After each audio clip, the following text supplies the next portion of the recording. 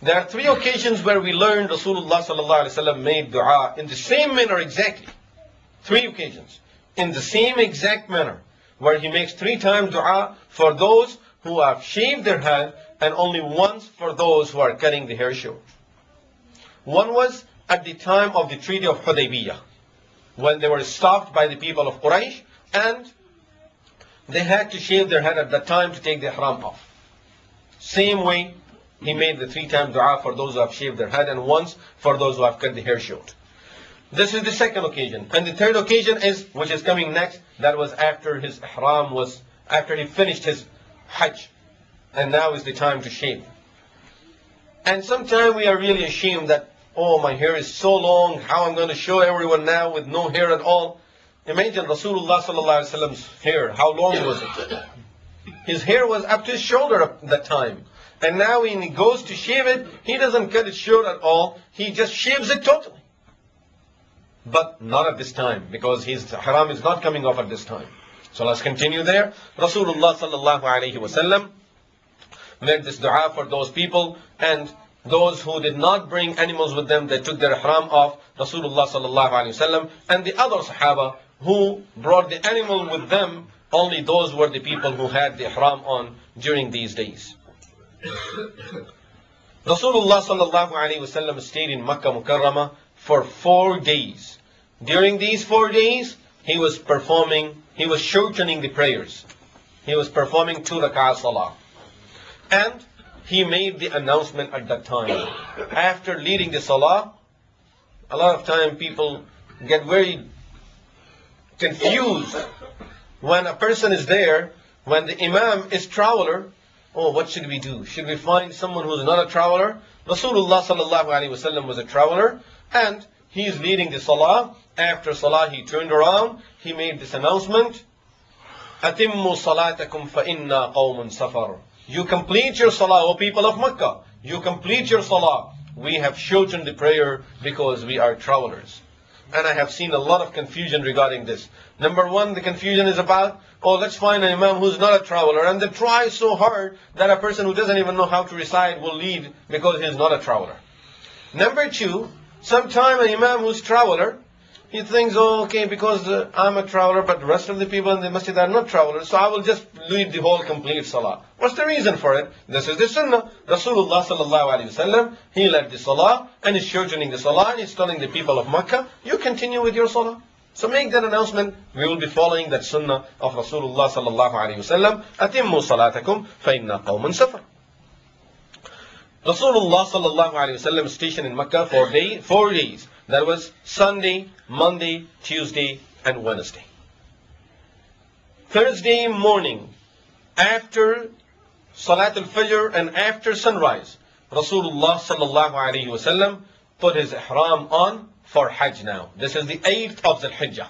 He put the ihram on for Hajj and he went to Mina. So of course he did Salat al-Fajr in Makkah Mukarramah. Now he went to Mina. So in Mina he performed 5 prayers. He stationed in Mina and performed 5 prayers. Zuhr, Asr, Maghrib, Isha, and next day Salat al-Fajr. Which is the next day? Next day is Jum'ah, which is the 9th of Dhul Hijjah.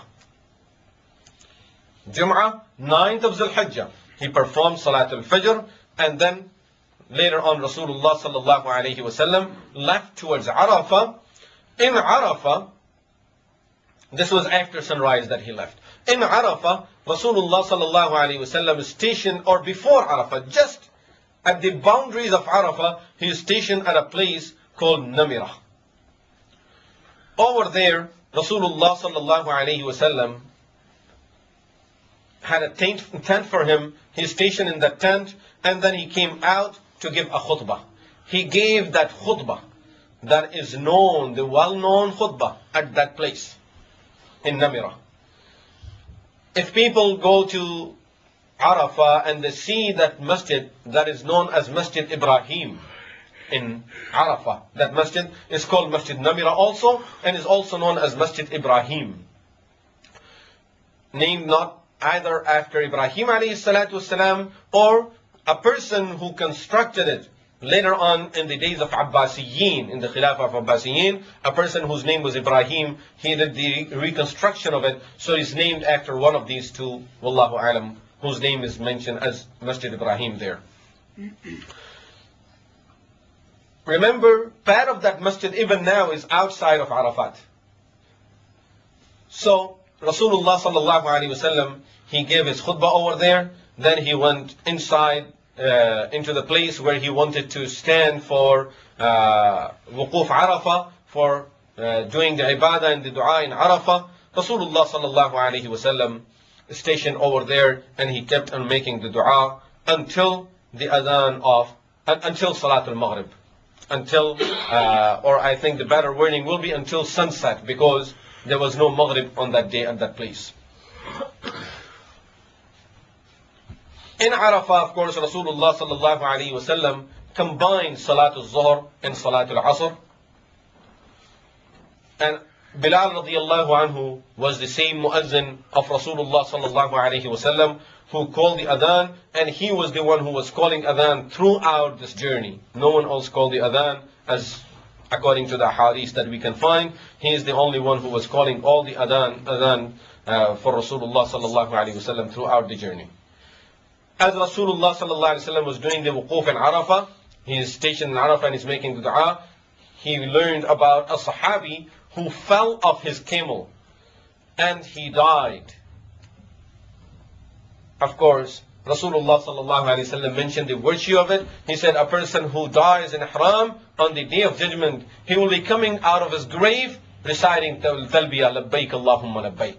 And every year he's getting the reward for Hajj.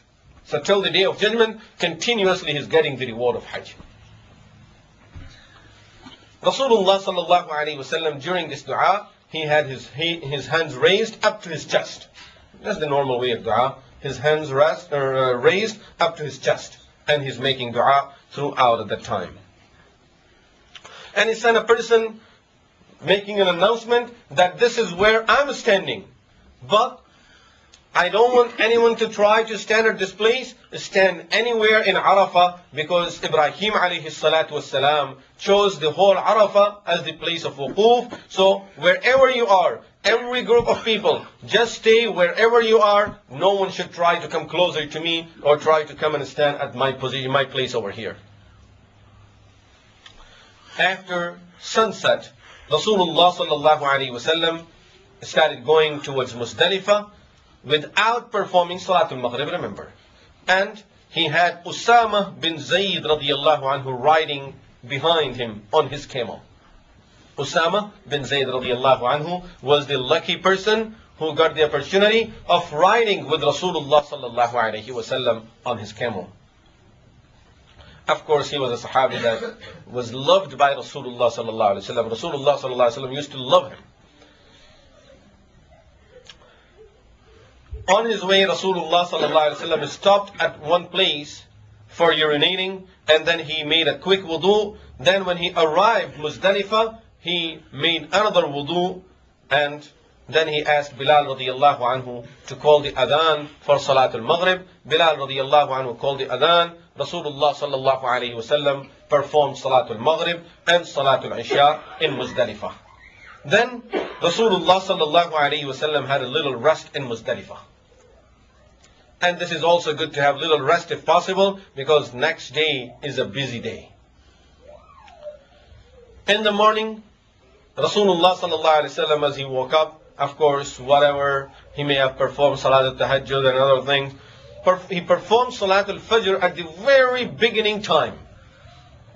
At the very beginning time. Abdullah ibn Mas'ud radiallahu anhu says in a hadith narrated in Sahih al-Bukhari that I have never seen Rasulullah sallallahu alayhi wasallam performing Salat al-Fajr at the beginning time the way he did it in Muzdalifah. Which means normally he used to do it a little later, but here in Muzdalifah he did it at the beginning time. And after performing Salat al-Fajr, then he stood making the dua. This is the real time of the wuquf in Muzdalifah. And he continued making dua until just before sunrise. Remember, standing there and stationing there